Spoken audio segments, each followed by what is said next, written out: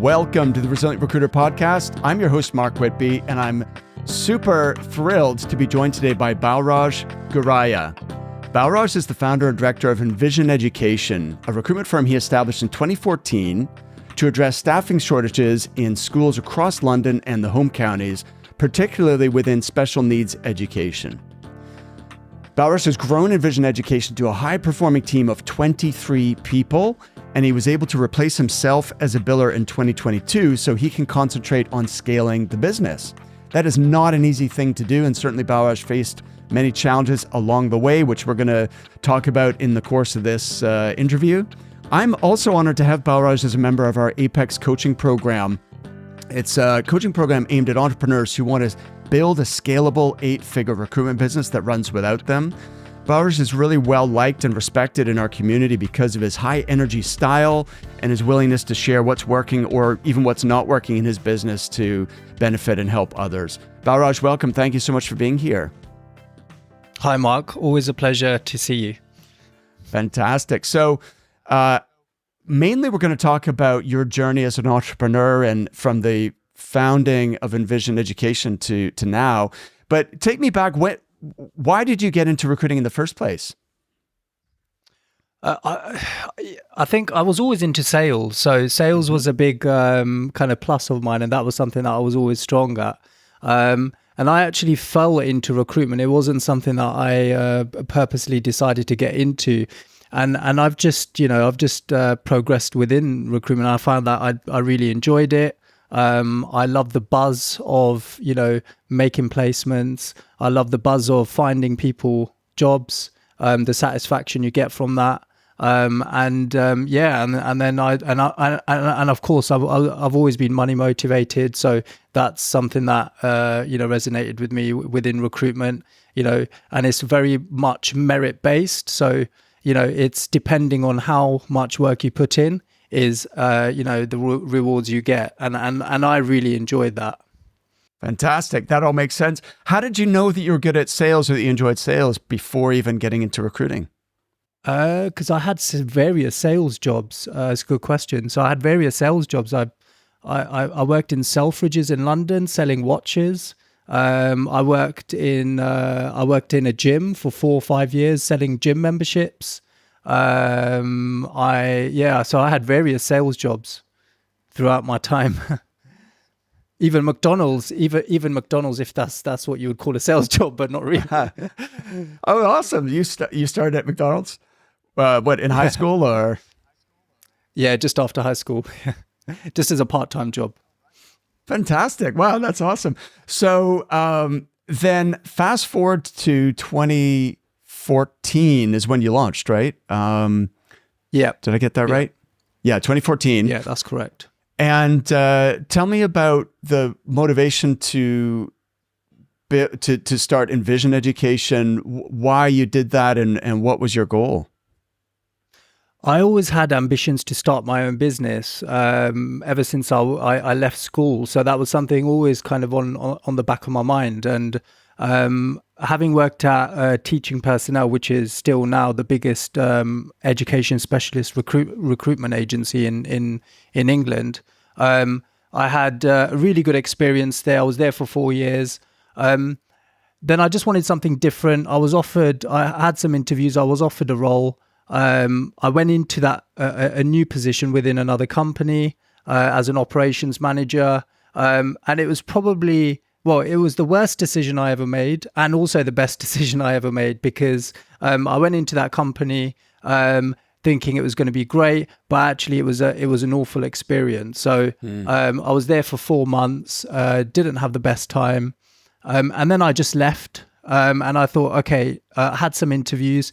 And then I thought, you know what, I was good at this at Teaching Personnel, and I do genuinely have self-belief as well that I think I can do this myself, or at least give it a go. So yeah, and then I had like 4 offers. I decided to just turn them all down, and then I started my own business, and that was back in May 2014.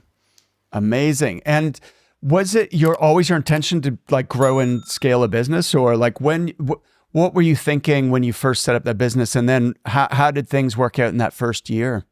Yeah, that was a good question. So my first kind of goal was to get to the same level of placements that I was at in my previous company. That was my first goal.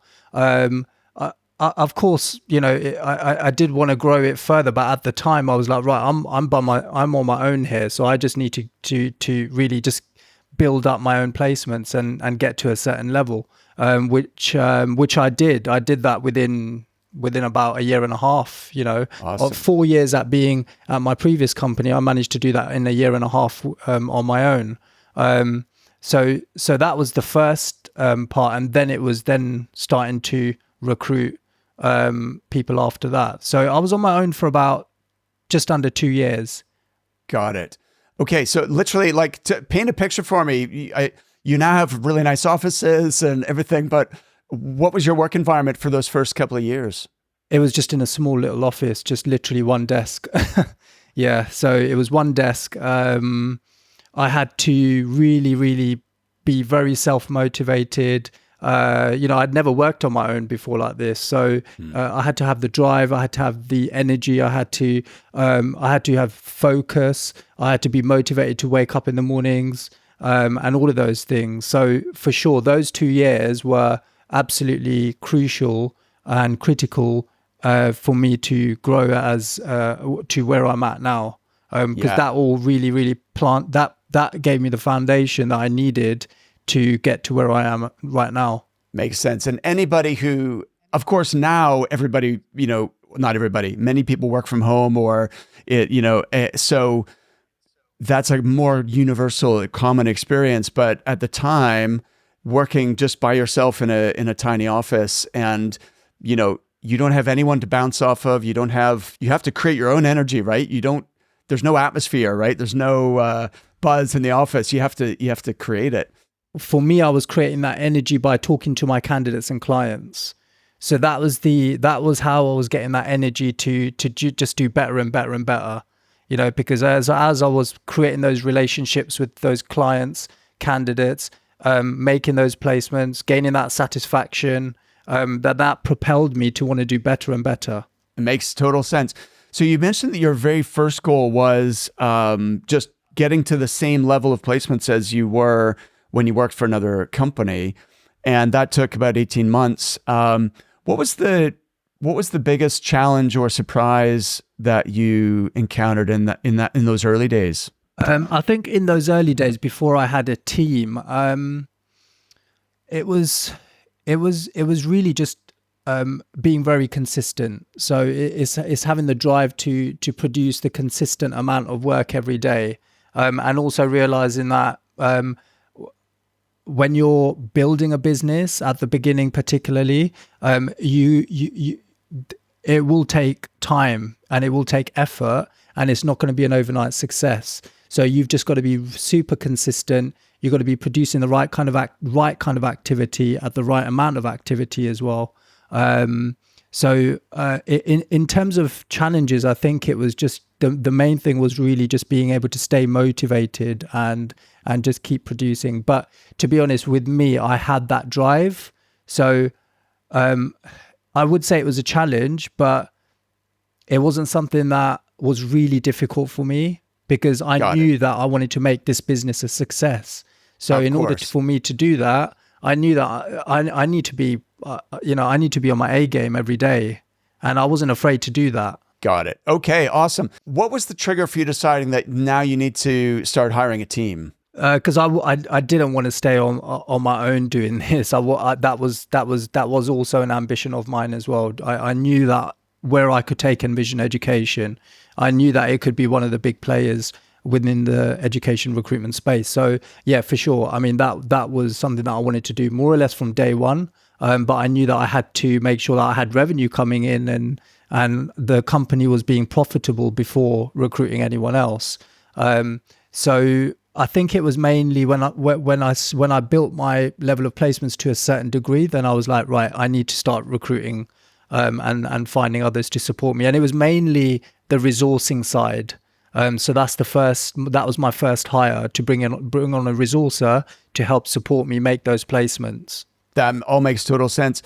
do you remember, like, what was the inflection point where you thought, okay, now I have the revenue to a point where I am confident to make that decision? Because like when you're going from 1 to 2, it feels like a huge deal, right? It feels like it's exciting, but it's also seems like, oh my, like this is real now. I can't get this wrong. What do you remember? Like, was there a threshold of revenue, or what, or a number of jobs that you had? Like, what was the point where you thought, I can confidently make this decision, and I've got the runway to be able to support that additional overhead of the salary and everything else? Honestly, to some degree, I was a little bit winging it because I just wanted to bring on a person to support me. And it was almost like a trial for me as well, to bring on a person. They'll do little bits here and there. So they might support me in the resourcing side, the timesheet processing, things like that. So at the beginning, it was more about just someone being able to come in and support me, and also getting that practice of managing them and supporting them, because I had never done that. Even in my previous role, I only got up to senior recruitment consultant. So I didn't have that first-hand experience of managing. I've just done that through trial and error. Yeah. Okay. Awesome. So we'll definitely come back to this topic of, learning to become a manager and a leader, and, making mistakes and learning from them, and building your confidence and your effectiveness. So then what were the, like, going from 2 people to 23 today, what were the kind of the key milestones in that growth journey? I think the biggest milestone was initially getting up to about, I think I had a team about 4 or 5 recruitment consultants, but we were doing 360. So they were responsible for finding the candidates, getting those candidates cleared to work as well, because obviously we work with schools, so we've got all these checks to carry out, which is a process in itself, and then placing them into schools and finding them work. So the consultants had really 3 roles in their hands, and it was in 2019 that I changed that to split into 3 departments. So we that was a huge milestone. So I think going back before that is that the first milestone was really finding a couple of good recruitment consultants. So 2014 set up, 2016 to 2018, I had recruited people, and it didn't work out. I was going back and forth with the recruitment because I, to be honest, in a way, didn't know what I was doing really at the time. I was learning. I was finding different ways of working, and also probably not bringing on the right people as well. Again, I had no experience of any of this. So it was just really just finding people, and as they start, I might get 6 months from them. Doesn't work out, and then I'm finding other people, and that went on for about 2 years, from about 2016 to 2018. Then I found a couple of recruitment consultants who still are with me today, and they were game changers for me, because again I had learned from errors in the past, and I improved my processes at that point in terms of finding the right people, and then I found these 2 girls, and then that went really well. So that was one of the milestones. Hey Balraj, can we just press pause there for a second, because I think this is a significant step, right? It's having the right people on board is, as you said, game changer. Like, that really is the difference between like success or lack thereof, right? And you'd through trial and error, you'd hired people, they hadn't worked out, you had some like turnover for a couple of years, and experimenting, but then you've found 2 really talented people who are still with you today, which is fantastic. What was the learning process of identifying what is the right person, what's not right person? Like, what were the mistakes and the things you learned in order to be able to identify the correct individuals?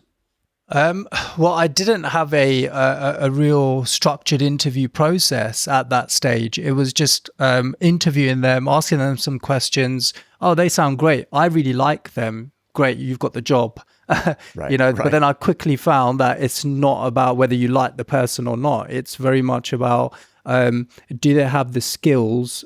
Do they have the right attributes? Do they have the qualities and the values as well? The values are very important. So that's where I realized that, right, I need to structure my interview process. So then I started it was there was 4 stages. So it was the initial call to assess their suitability. After that, then it will be a face-to-face interview. Then it will be the third process, which is probably the most important, which is getting them in to the office, getting them to make some calls to candidates or clients, see how they engage on the phone. Are they, have they done a good job there? And also delivering a presentation. And that, again, was a game changer as well. So it would be a presentation. So you send them the information beforehand so that they can prepare, come in, deliver a presentation, and then a final interview as well on the same day. So they'll spend probably like half a day in the office. But that really filters out the people that are not right for the business. That people, like, for example, they might be like, oh, I have to do a presentation. Oh, I'm just going to leave it. I'm not even going to proceed to the next stage. Because then okay, great. They've just like ruled themselves out. So that in itself, absolute game changer for me, for the business and for myself. Absolutely. What's the presentation that you ask people to deliver? So it's just some questions. So they'll need to create a PowerPoint presentation, but it's just some really simple questions, such as where do you see yourself in 2 years within the business? What are your most important things that you will be doing in your first 3 months as a recruitment consultant to make sure you become successful? What are the challenges? What challenges do you think you'll face within the first 6 months, and how do you think you'll overcome them? And all of those answers, you really get a real good feeling for whether they really understand the role of a recruitment consultant, because ultimately it's a sales role. It's not a customer service job. And that's what some people don't understand. So it's very much a sales role. I love it. And are you evaluating people's actual presentation skills, or is it more about the content and the preparation that they've put into it, or is it a combination? Or it's a combination for sure. Yeah, it's a combination. Like, are they giving you eye contact? That's really important. It's just even little things like their handshake. I've got a thing about they need to have a firm handshake. So, and then the actual work test where they're making calls, how do you set them up for that? Like, how much instruction do you give them, and what is the actual task that they need to perform? So it will be just, again, we don't want to prepare them too much, because we want to make it also natural for them. We want to see, does this person, are they going to be naturally good on the phone? So it would just be giving them a CV, and they'll just be calling some clients and selling the candidate.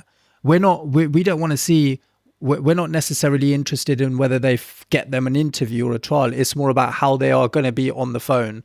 Are they able to keep that client, or whether it's a decision maker or whether it's just a receptionist on the other end of the phone, are they able to keep them on the phone for a significant period of time and build some form of relationship?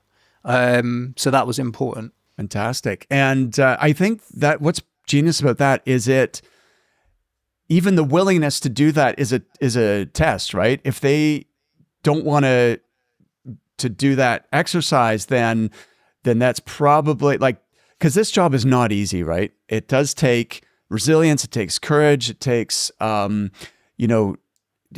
willingness to make mistakes and to put yourself out there and try things that are uncomfortable. And so the interview in itself is almost a little taste of that, right? And so if they can cope with that during the interview, that's probably a good sign that they're going to also carry that into the job itself. So I think that's brilliant. Yeah. And how much has your interview process evolved from then to the present day, Balraj? So we've now we've now structured questions into that first initial call. So now what we do is, where before it was just myself interviewing, we've now got about 4 people in the business that interview.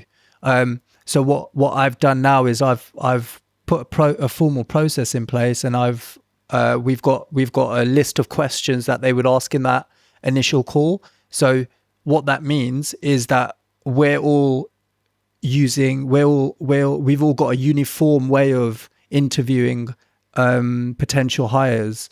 So that really works, because it just means that, we're all finding out in the same sort of ways. They have their own kind of way of interviewing and things like that, which is great. This is why we want different people interviewing within the business, but it's good because it's a structured way. So that's the way we've evolved it. We've kind of structured, we've got all the questions written out. Then when they come in, we give them, as soon as they come in, we give them like a sheet which will have a structure to that half day of what they're going to be doing at the time, so they know how that's going to work. So it is really organized, and I think the more organized it is, the more structured it is. It's not just us that work well. It's also the people who are coming in. They realize that, hang on a minute, this is great. Everything's so organized. We've actually received great feedback from that as well, from our hires that we've brought on and things like that. They really actually enjoyed the interview process. That's fantastic. Well, we're going to come on to how you've been able to remove yourself as a biller, but we've already getting a clue towards that, Balraj, which is that you're systemizing things, you're building processes that mean that even if it's not you personally who's running that interview, then all the leaders in your team are going to conduct the interview. They're going to get the same information. They may have a different style or whatever, but they're going to get that same information out of that interview. So That's a great clue. So, okay, so 2016 to 2018 was the kind of early days of trying to hire people. You've refined your hiring process. You've hired a couple of really strong people. How did things go from there? So then the turning point was definitely splitting into core departments and moving away from 360, and that was another real turning point. And that's where the impact was almost immediate in terms of the placement numbers going up, in terms of the happiness of my team. And also to bring in people that are going to be more focused in certain areas. Got it. So what are the 3 departments now, and why do you think that's had such a positive impact? So we've got 3 core departments, which is our sales team, made up of our recruitment consultants, of course, resourcing department, and then also the compliance department as well. And essentially what we've done is we've created a candidate journey, which is really, I feel we've got such a great candidate journey. And it's something that a lot of people talk about within our business. So it's the resources that would initially find the candidates, screen and interview the candidates. Then it will be passed on to the compliance, who will then carry out all their checks to make sure we get their references, their DBS, all of those things. And that's then all at the same time. The sales team are then, working to quickly find them work. I love it. So it makes sense, because then it allows everyone to apply themselves fully to what they're really good at, and not have to juggle so many different tasks. But also, you've taken that compliance piece is very admin heavy, and I just know most salespeople are not going to want to spend their time doing that, right?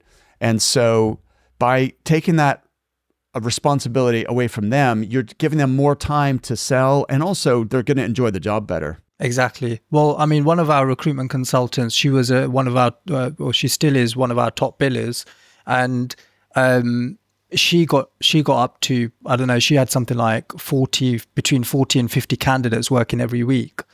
And I was like, well, she's doing really well, but at the same time she was finding those candidates, doing all the compliance. And I was like, I don't want to lose her. So that's actually one of the reasons that propelled me to then split those departments, because I knew that she was finding it a struggle, to keep up with everything. And that propelled me then, because she was such a great member of our team. I was like, right, I need to really think about how I'm going to now support her to get to the next stage, because she kind of hit a wall, hit a ceiling. And for her to get from 40 candidates working in a week, how am I going to get her to have 60 candidates working in a week? And it just wasn't going to happen with what the fact that she was doing everything there. So we had to really make a change. That all makes good sense. And so, by the way, we should just tell people, in case they haven't picked it up yet, you're running a temporary staffing firm, right? So there's such a shortage of qualified teachers in the UK, but I know you're focused on London and home counties, that schools just need that. You're filling that gap, right? Of having qualified teachers. So these are temporary contracts that your candidates are filling, or. Yeah, probably about 95% are temporary contracts. We focus heavily on the SEN side, special educational needs. We don't just place teachers, but we also place teaching assistants, special needs support staff, admin staff as well. Got it. Okay, fantastic. So then you changed your business model from being 360 to having these 3 departments. And that was, I think you said, was it 2018, 2019? Something like that was around 2019, yeah. Okay.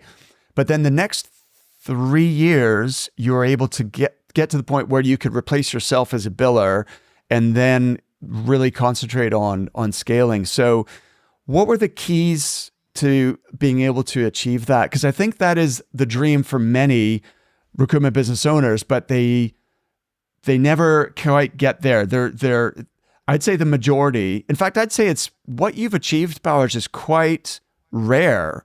Most owners never get quite to that point where they're able to come off a desk and then apply all of their efforts to growing their firm. So we see what's more common is that you've got what's often called the rainmaker model, where you've got the primary biller as the owner, and they have a support team around them of 5 to 10 people. And but there's definitely a ceiling to how much you can actually grow in that model, because the owner is a bottleneck, right? They're still, if you're personally required to drive revenue, to generate new business and that kind of stuff, then you're never going to grow beyond 5 or 10 people realistically, right? So what for you were the key steps in actually building a business that runs without you billing? Well, there's a lot of steps there, actually. Okay. There's a lot of steps. I would say, firstly, is finding some key people. Is finding some key people who you can really trust. Firstly, you need to have some high performers. Some people who are consistently billing. You want to create that energy that drives the business moving forward. Even when you're billing yourself and making those placements, you want to create that so that when you're away for any period of time, a day or so, whatever the case may be, you still are confident that you've got some key players within the business who are moving forward. So that's one of the things. Having designing a career ladder, a structured career ladder is one of the best things that I've done within the business. So we did that twice, actually. I did that back in 2019, and then I completely revamped it and redesigned a new career ladder just last year, late last year. So having a structured career ladder is one of the best things you can do as well. And if I was to do this all over again, I would have had that from day one. Because when you've got people coming in the business and giving that to them, and they can see how they can grow and progress within the business, that's really powerful. And then they will work towards that. But it's about having that energy. It's about having the key players. I was actually lucky. I had my wife join the business in 2022. And that for me helped me a lot because I had one person, again, that I wholeheartedly would trust. She's my wife, of course. So she really helped. She was in the same line of business as well within recruitment. She'd worked for another agency. We actually met in our previous role. Oh, wow. That's cool. I didn't know that story. Yeah. So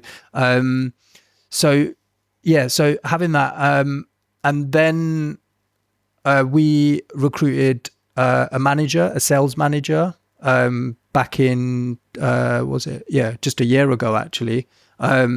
So again, that great because again, she'll take that responsibility of leading the sales. And she's done a phenomenal job in doing that. So it's again, having those hires. Of course, they're expensive hires. I can totally appreciate that. And I think a lot of people are afraid to make those make those expensive hires, because they feel it's going to be detrimental to their margin and their costs. So, but it's important. If you want to scale, you'll have to make those decisions, because the end goal is that if they do a good job, that's one big responsibility off your hands and you're giving it to someone else. So that's a really, really key thing there. Yeah. Okay. So there's a few keys I want to pick up here. One is you talked about creating the right energy. How do you actually do that? Like what contributes to creating that high energy environment that you're talking about? It's having those team briefs. It's having those energetic team briefs. It's talking about where you want to see us in within a week, where you want to see us in a month. I deliver quarterly campaign launches, which Mark, of course, you know about because I've shown you lots of times before. They've been incredibly powerful because it's talking about vision, it's talking about values of the business, it's talking about where you see the business in a year from now. It's talking about targets, goals. Each department has their goals and tying incentives around those goals. So it's like, if we hit this number of placements, we're going to go out and we're going to go top golf. We're going to go go-karting.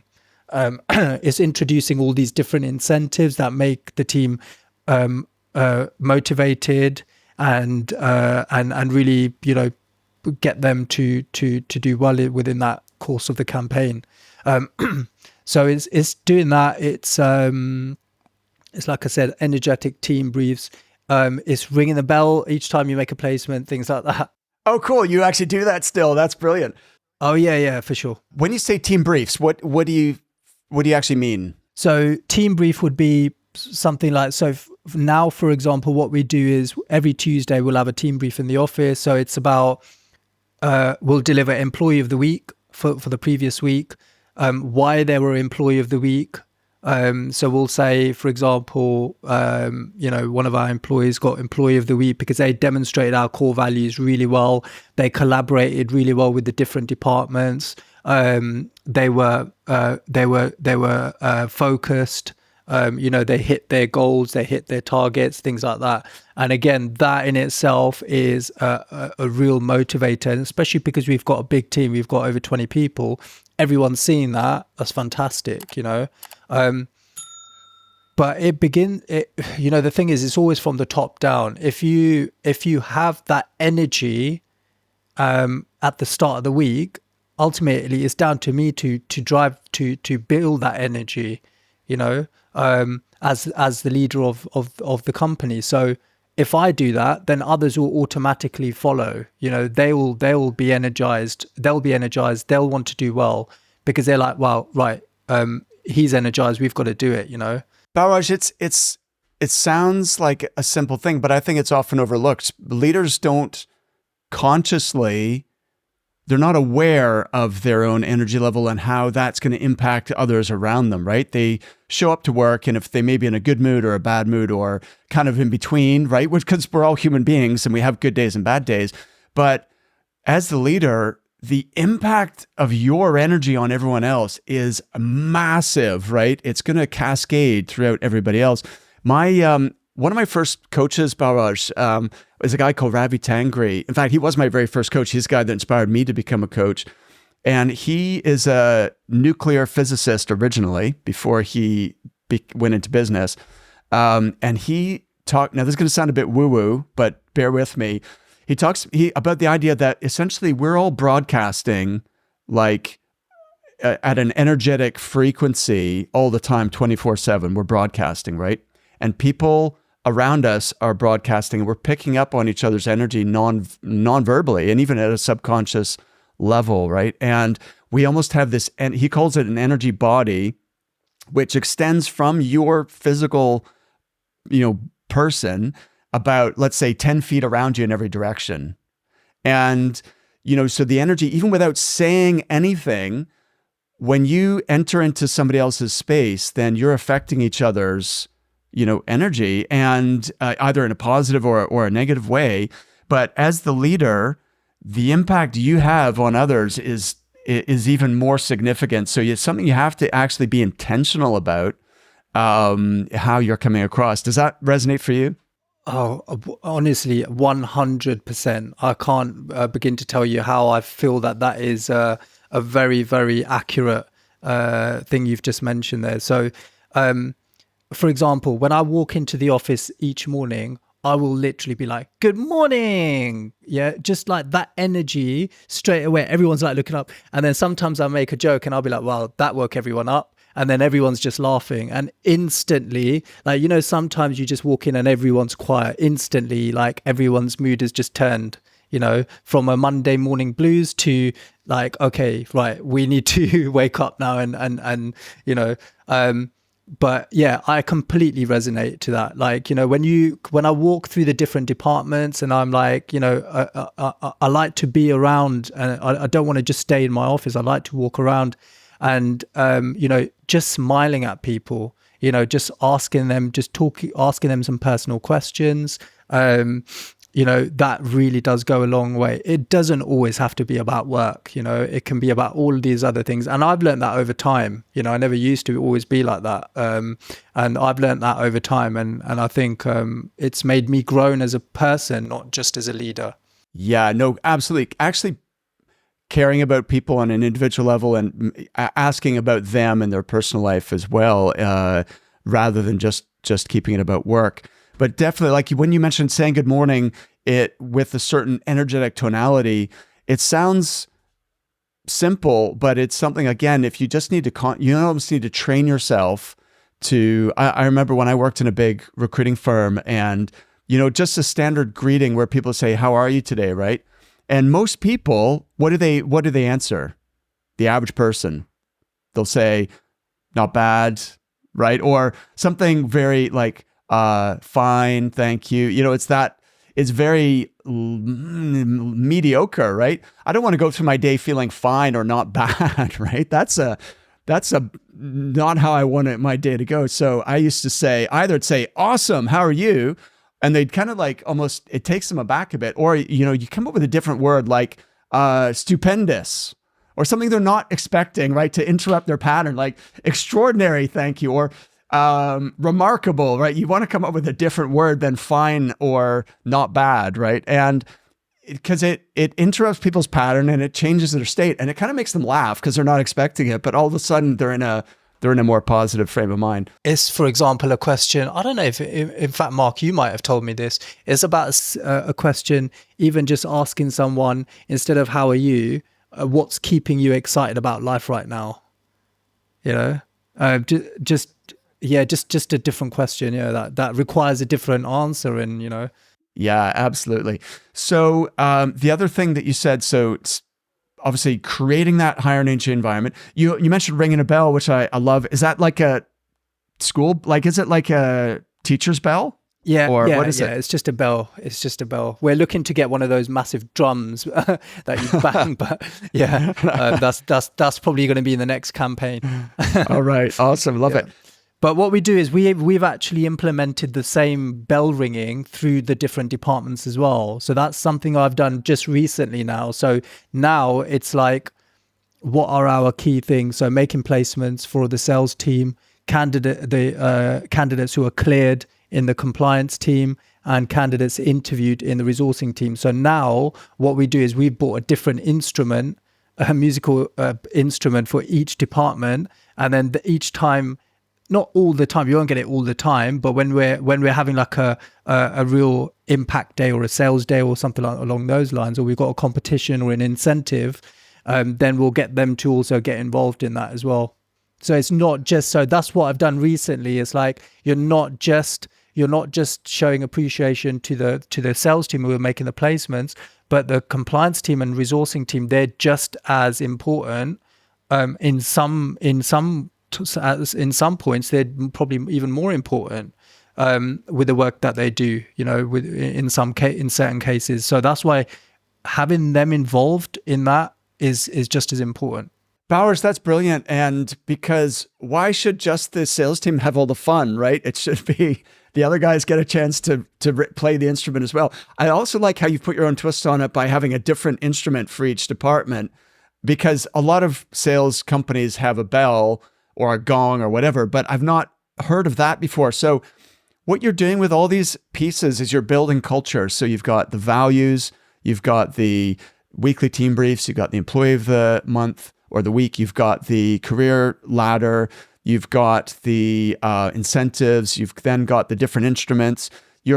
Each of these little pieces is building culture and creating something that's unique, that it means that Envision Education is a special and different place to work to any other place. So it's the kind of combined impact of all these things that's super powerful. So then you also mentioned that hiring that sales manager, but this is risky, right? And I think there's two things that people are worried about. One is obviously it's a big overhead, which if it's the right person will easily pay for themselves, but that's always that question, are they going to be the right person or not? And then you've got almost that second risk, which is not only are they going to help to increase sales, which is, I guess, the whole point of hiring someone in that role, but also how will they impact the others in the team?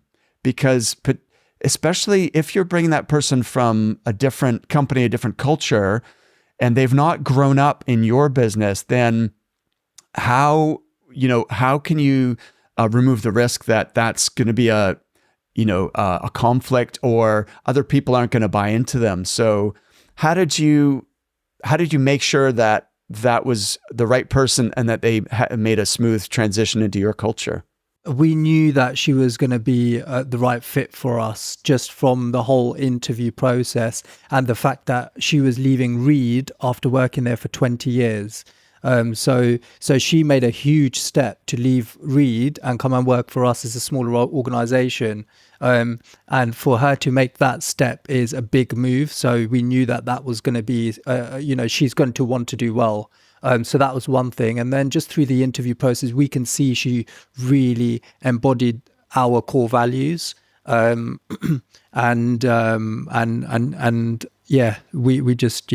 that she was going to be the right fit for us. So it was really through the interview process, but also when we brought her on, we gave her a patch as well. So we said, you're still going to be billing yourself, but you're going to be responsible for. So we knew that we were going to get our return from her making placements, even if for whatever reason she doesn't end up being a great manager. We'll have to cross that hurdle when it comes. But she was going to be a billing manager, so at least we knew we were going to get our return. That makes sense. And had she come from education or a different industry at Reed? She came from education. So that, again, she had the sector knowledge. She had all of that. She had experience in that area. And I guess, I would definitely recommend not just bring anyone for that type of role. It will be one of those things you'll need to find the right person. And to be honest, I'd say probably about 70% of our team have been from rec to recs. And And it's not necessarily something we set out to do, find all of our recruitment consultants and team from Rec to Recs, but Priti, who's our operations manager, and my wife, she built the relationships with 3 Rec to Recs, and she's got very established relationships with them, and that has really paid off. So again, if you can find a couple of Rec to Recs who you really trust, who do what they're going to say they're going to do, and at least present you with some good candidates who have got the right kind of attributes and skills and experience, then you've got a good chance of finding the right people. Amazing. Yes. So there's a few things to unpack there. One is you found someone with the ideal background to come and manage your sales team. You also made sure it was a billing manager role so that they were producing revenue as well as taking that responsibility. And you have an interview process now that allows you to identify that right fit from a cultural point of view, making sure the values are aligned. So that just maximizes the chances that that person is going to be a good fit, right? So that all makes total sense. In terms of the Rec to Rec, you and I have talked about this before, because I'm not sure why. Well, you know that my friend and colleague Leanne, business partner, came from a Rec to Rec background, and she's placed like 800 recruiters in her career. And for some reason, often there's a negative. A lot of owners are negative about the idea of using Rec to Rec, which is ironic, right? Because we are selling our services in order to other companies, saying, hey, like, we can do a better job than you trying to do it yourself. And yet we, as recruitment business owners, often we don't want to use an expert who's got, who to recruit recruiters. We want to try and do it ourselves. What do you think is the key to having a successful partnership with Rec to Rec? It's spending a little bit of time with them to explain to them what your core values are, what the future ambitions are of the business. So, for example, those 3 or 4 Rec to Recs, I've actually, the campaign launch that I do every 3 months, I actually get our Rec to Recs to come in, and I'll deliver the launch to them as well. So they get an idea of our goals and our ambitions for the business, because then you get their buy-in, and they're more likely to want to work with you exclusively and really find the right candidates for you. So it is about you building that relationship with the Rec to Rec. And again, my wife Priti has done a fantastic job of doing that, because she really spends time with them and gets them to understand. Absolutely. You would think, it's kind of obvious when you think about it. I don't know why more business owners don't think this way. We know as recruiters what motivates us to want to really perform for a client, and where, you feel enthusiastic, motivated, and committed to finding the best people for that client. And it's based on the partnership and how they treat you, right? And so a lot of recruitment agencies are the worst clients. And, which doesn't make sense, like, treat other people how you would want to be treated as a recruiter, right? Surely that's obvious. But what would it take for one of your clients to become your best client, and for you to give them the red carpet treatment, and for you to want to send them the very best people, and then apply those same things that you would want to your relationship with your Rec to Rec partner? And so the things you're saying, like, make sure that you're briefing them, that you're giving them lots of information, that you're selling your vision and your culture and your business to them. That's only going to make it easier for, number one, them to buy in, but then they can in turn sell your opportunity to other recruiters. Yeah. We just give them, what we do is we tell them about all the success stories, within our team. This person got on well because they had these values, and, these are the kind of things they did. And then what they do in turn is the Rec to Recs will then go and sell that to the candidates in the right sort of way, where those candidates in turn will then get really excited. So it's like you always say, Mark, shout from the rooftops, and get people excited. Because if you do that, then you'll have people coming to you. So we get CVs from these rec to recs now on a weekly basis, and a lot of people just wanting to work for us. Finding the right people, as we said earlier, is one of the most important things that you need to get right if you're going to grow a business, right? 100%. So building a process for the interviews, as well as creating those regular sources of good candidates. It sounds like you've really cracked that, Balraj, which is awesome. I'm still learning though. Well, of course, you never stop learning. Absolutely, no. I agree. But then to take that final step and in 2022, so that you're no longer running a desk and manage your own placements and stuff, were there any other kind of key pieces that you had to put in place in order to have the confidence to make that leap? I think it's working on what's most important. So, for example, I've got a post-it note on my screen, which are the 4 Ds: do, defer, delegate, and delete. So it's just a really simple thing that I kind of follow. So, in terms of taking myself away from billings, I think it just came fairly naturally over the last couple of years because we did invest in our sales team. We hired more recruitment consultants. So the clients that I used to work with, then now I've got other recruitment consultants working with them. But the recruitment consultants that have shown to me that they can service and they can deliver. I've given them my clients, and as it's mainly looking at the numbers, and it's seeing that the other recruitment consultants, if they're covering what you would have billed, then that is heading in the right direction. Again, it doesn't come overnight, but let's just say, for example, I would previously have had let's just say a target of making 20 placements a week.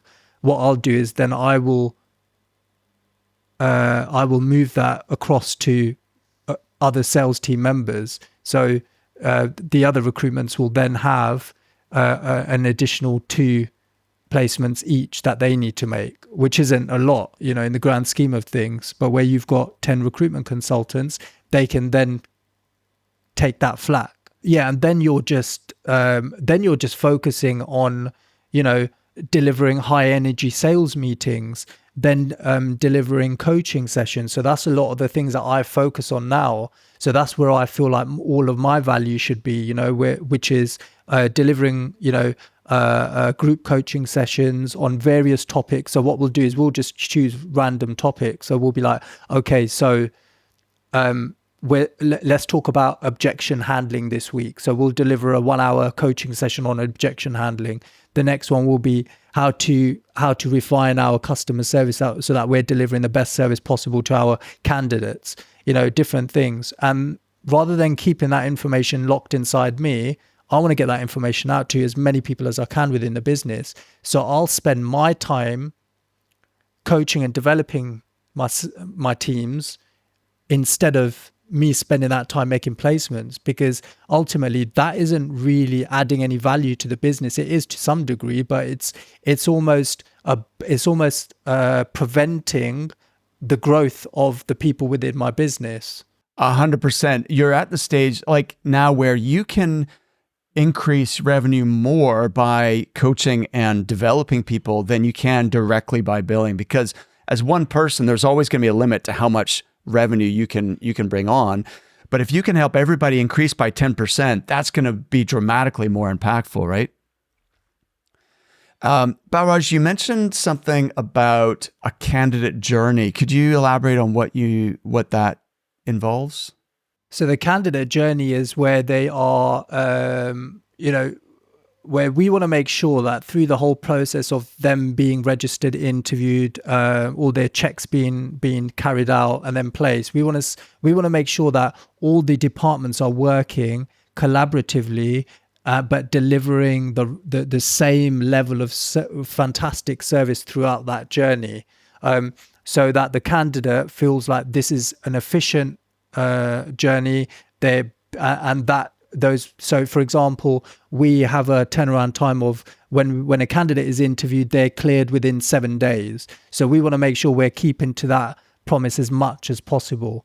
Obviously, in our line of work, there are some things out of our control. For example, if a DBS is being carried out, that might take a while. So we can't always say it's 7 days, but that's what we aim to do. So we'll bring the candidate in, the resources will screen them, interview them, and then they will then be introduced by the compliance department. They will then give them a call, say, hey, you've been interviewed by my colleague. I'm now taking over your file, and I'll be carrying out all your checks. These are the things that we need from you if we do need anything. And then what we do is we then get the sales team to make a welcome call to that candidate.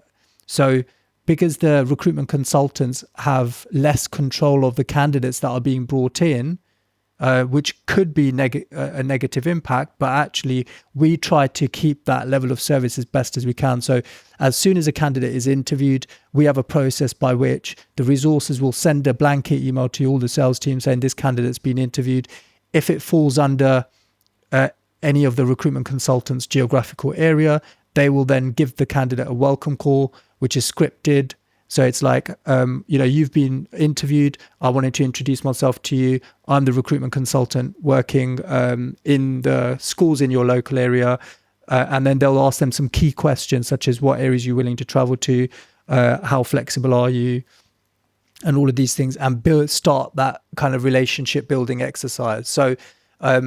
So although one could say, because the recruitment consultants are not bringing those candidates in themselves, there's that lack of service, but actually we've got that completely on lock because of the processes that we have in place within the business that allows the candidate to really have such a great experience through that journey. And we also, where possible, get the candidate to come into our office to do a right to work check, because they get to see the environment and they really get a feel for us. And then that means also they're more committed to working with us.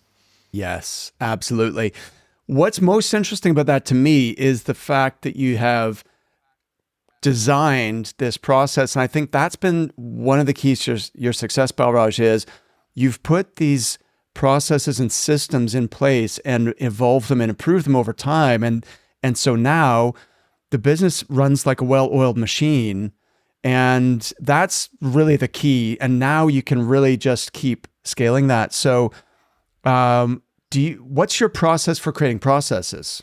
I know it's a kind of strange question. Every time, no, it's not strange. It's a great question. It's a great question, actually. Whenever I have a process, we always deliver it to all the departments. So when we have a process in place, we'll have it on paper, we'll have it written down, we'll have it on a document in our document library. And then every time a process is put in place, we then inform all of the departments about that process. Or if it's just a process that is for the sales team, we'll let them know, right, guys, we've got a new process for this. This is now what we're going to be doing. And for sure, I mean, that's another thing that's really helped me whilst scaling, which is putting processes in place and making sure everyone's sticking to those processes. I guess there's a step before that, which is identifying which are the essential processes that we need to either design and or improve. And then the actual, like, whose job is it to actually create those documents and so on? Majority of the time, I'm mainly the person that's working on those processes because, ultimately it's I'm still operations, so I need to make sure I'm looking at, that's the kind of things that I work on consistently, because again, that's where I'm going to add value. How can I improve something within the business that's going to help all of the team, or how is it going to help our candidates, or how is it going to help our clients? Right. Okay, let me just touch on this. What percentage of your time, Balraj, would you say is focused on designing and rolling out systems and processes? Less time now because I spent many years doing that, so that's kind of I've slowly embedded processes throughout the last sort of 9 years. So now it's kind of less work on that. But previously, for sure, I'd be up till late at night, writing out processes and doing all of those things. But I mean, if I could give any advice, I would say try to do that at the early stages of the business, but again, sometimes you don't know until later down the line, because every single time I have a problem within the business, every single time something happens, I always look, okay, right now, how can I make sure this does not happen again? So instantly then I've looked to a solution, and the solution is normally a process. Absolutely. I love that as a way of identifying how you need to either add or improve a process. Is if there's a problem, then how can we put a process in place to avoid that from happening again in the future? I think that's genius. And Balraj, a lot of entrepreneurs and especially recruitment business owners don't realize how important this is, and that every day and every week they need to spend some time creating process and systems. And this is the key to freedom and leverage, right? If you want to create time freedom for yourself as a business owner, then the only way you can do that is by creating those systems and processes so the business does run like clockwork. And that gives you just enormous leverage to be able to scale, because then you're not limited to what you personally or what a small number of people are able to accomplish. And this is why in our 6 pillars of a 7-figure recruitment business, operations is one of those key pillars. So we've got clients, sales, in other words, candidates, team, operations, strategy, and marketing. And operations is a kind of overlooked area when people are running, small and growing recruiting firms.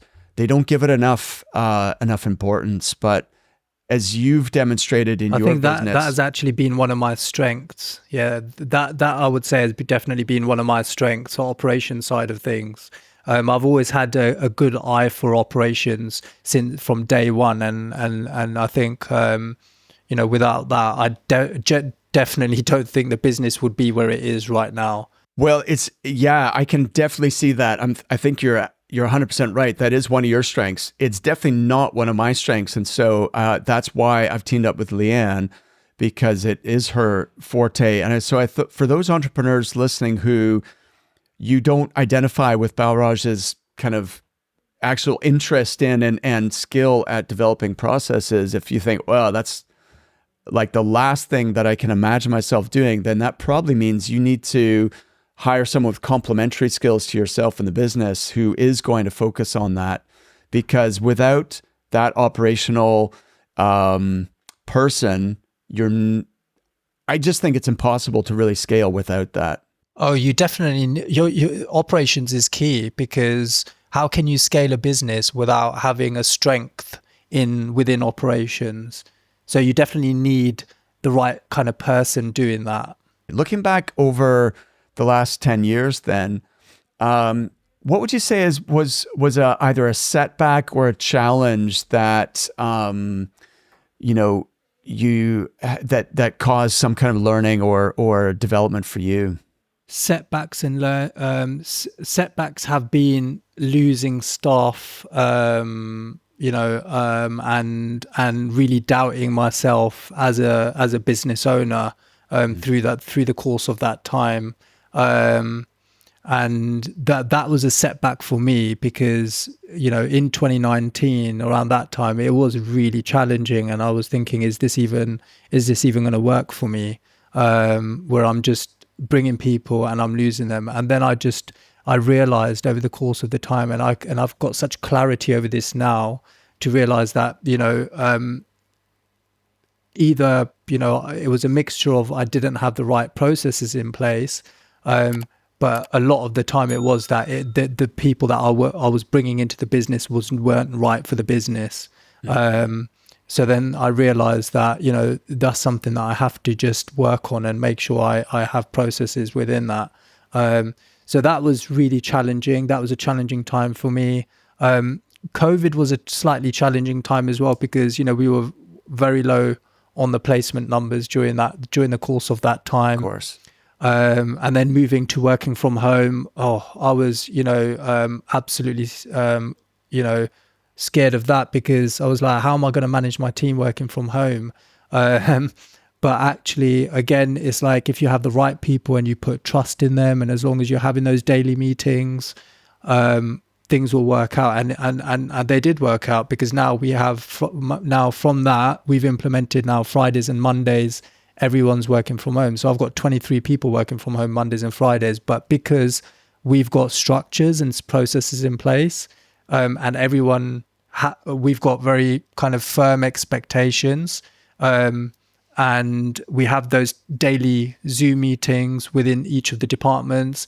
Things still work very much like clockwork during those 2 days. So, Balraj, thinking back to the time when you did doubt yourself because you had that staff turnover, how did you bounce back from that? How did you summon the self-belief or the confidence? And because this, I think everybody has self-doubt from time to time, but you've obviously turned that around. Could you talk a little bit about that journey? It was definitely about realizing why I started the business, and always realizing that, like, giving up is not an option for me. I would never give up, doing what I'm doing. So it was just about really then focusing on other areas of my life in terms of, right, let's focus on my physical and mental health, and let's get disciplined, So again, the key to building a business is discipline. You have to have that. And I've got that in other areas of my life, such as my fitness. And so that's where I'd work on my fitness more, and like out running or going to the gym. That's what really helped me, because during those times, because then I'd focus on that and everything else, works out. Thanks for sharing and being vulnerable about that, Balraj, because I think people could mistakenly look at what you've achieved and think, oh, well, he's just, he's a natural, leader, or he's good at operations, or he's a good salesman, so it was easier for him. But it hasn't been easy. And, nobody can accomplish what you have without going through those setbacks, facing adversity, but then not letting that defeat you, but, regrouping, learning from that, and then moving forward. And as you said, like, giving up is not an option. It's so interesting how running a business is really a personal development journey as well, right? Not just building a business, but you're also developing as a person. And I know that you're someone that really is believes in visualization and goal setting and that kind of thing. In addition to, like, focusing on your fitness and other areas, is there anything else that you do in order to give yourself that self-confidence and the belief that you're going to be able to achieve your vision? Sometimes you just have to throw yourself in the deep end.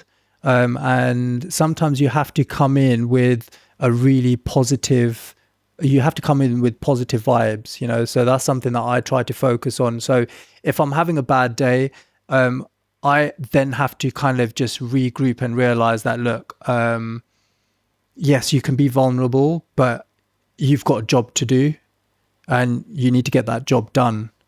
That means sometimes you've got to sacrifice, the way you're feeling, and you've just got to get on with it, and you've just got to make sure that your team are moving forward, because now nothing satisfies me more than seeing members of my team passing probation, meeting milestones like their 1 year anniversary, hitting personal bests within their placements or the candidates interviewed. So that gives me a great level of satisfaction, which satisfaction that you don't even get when you're making placements. Seeing people around me achieve their goals is more satisfying to me. And I'd never thought I'd say that. So I think sometimes that motivates me more than anything else at this stage, and especially in the last year. It's like, right, I need to get myself out of this cloud, and I need to really just move forward and keep my team going. And that's the responsibility I have now have as a leader, as opposed to 5 years ago when I had a small team. So you do have to evolve consistently, but you have to have a really good team around you as well, because your team are going to pick you up as well. And when you have, for example, a good management team around you, then that really helps. Definitely. And that's actually something which I hadn't expected or realized when I started growing my firm, Balraj, is that this is a two-way thing. So we talked earlier about how you impact other people and you need to really bring the right energy to that relationship. But if you've hired the right people, they're going to give it back as well, which is, so you actually feed off each other's energy, and the combination is even bigger than any one individual. And so when you're having, a slightly down day, then one of your team members can actually lift you both back up again. And so that's the beauty of having the right people on board. How does Pretty still work in the business? She does. Yeah. Fantastic. What's it like working with your spouse? Because I can see that having positives and some downsides as well. You've obviously made it work. What's the secret there? Yeah, I get that asked a lot. I mean, honestly, she's been an absolute rock. Honestly, she's been an absolute rock through the last couple of years. So I think the thing is we're not always talking to each other in the business. Like she's doing her thing, I'm doing my thing. It just works. I don't know how, but somehow it does really work. And she comes up with so many good ideas all the time. She's, again, a real positive influence within the business. She's brought on half of the people here. She's found them and she's helped in the interview process. She's always encouraging me and telling me that, look, we need to move forward within the business. We need to, keep growing. That's where you want to take, I know where you want to take the business. So we can't stand still. We need to keep finding people. She's positive for other members of the team as well. She's the best recruitment consultant that I personally know. It's worked really well. Yeah. We do try to switch off when we're not at work. I was going to say, there's a risk that you just talk about work constantly and you don't actually have that separation. We do have that cutoff now. We've had to put barriers in place, in the past, in terms of, right, after this time, we don't talk about work and things like that. But yeah, it's sometimes, we'll find it a little bit challenging when we're under pressure to, meet our goals and targets. But overall, it's probably one of the best decisions I've made for the business. Fantastic. All right. Well, shout out to Pretty when she listens to this. And fantastic. That was fun. Thanks, Balraj. Yeah, it was great. It was great. I really enjoyed this today, Mark.